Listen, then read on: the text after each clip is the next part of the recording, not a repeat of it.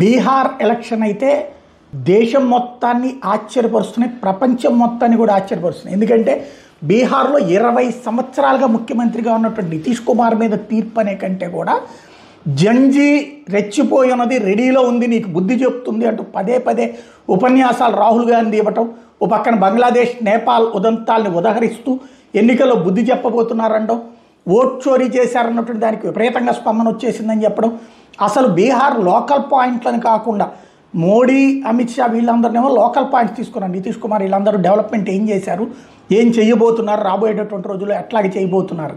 కానీ కాంగ్రెస్ పార్టీ తీసుకున్నదంతా కూడా ఓ రకంగా హైజాక్ చేసేసిన తేజస్వి యాదవ్ దగ్గర నుంచి దిక్కుమాలిన హామీలు చాలా ఇచ్చుకొచ్చారు. ఏదో తలా 30,000 రూపాయలు నెలకి జీతాలు ఇస్తాలని చెప్పేసి, ప్రభుత్వ ఉద్యోగాలు ప్రతి ఒక్కరికి ఇచ్చేస్తా, ఇంటికొక ఉద్యోగం అన్నటువంటిది.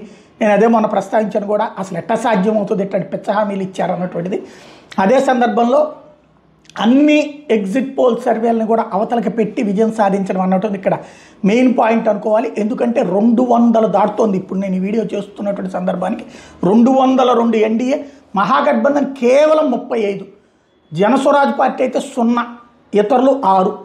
ఇది ఇప్పుడు అక్కడ ఉన్నటువంటి పరిస్థితి. ఓవరాల్గా చూస్తే డబుల్ సెంచరీ దాటం అంటే 2/3 అన్నటువంటిది ఒక సంచలనం. అయితే మహాగఠబంధన్ ఇంతగా దిగజారిపోవడం, వరుసగా 2 ఎలక్షన్స్లో సింగిల్ లార్జెస్ట్ పార్టీగా వచ్చినటువంటి ఆర్జేడీ ఇప్పుడు 4వ స్థానానికి దిగజారిపోవడం అన్నటువంటిది ఇప్పుడు చిరాగ్ పాస్వాన్ పార్టీ కంటే తక్కువ వస్తుందా అన్నటువంటి సందేహానికి తెచ్చుకుంది. కాంగ్రెస్ పార్టీ అయితే సింగిల్ డిజిట్కి పరిమితమైంది, కిందసారి కనీసం డబుల్ డిజిట్ ఉంది. కమ్యూనిస్టులు సింగిల్ డిజిట్కి పరిమితం అయిపోయారు.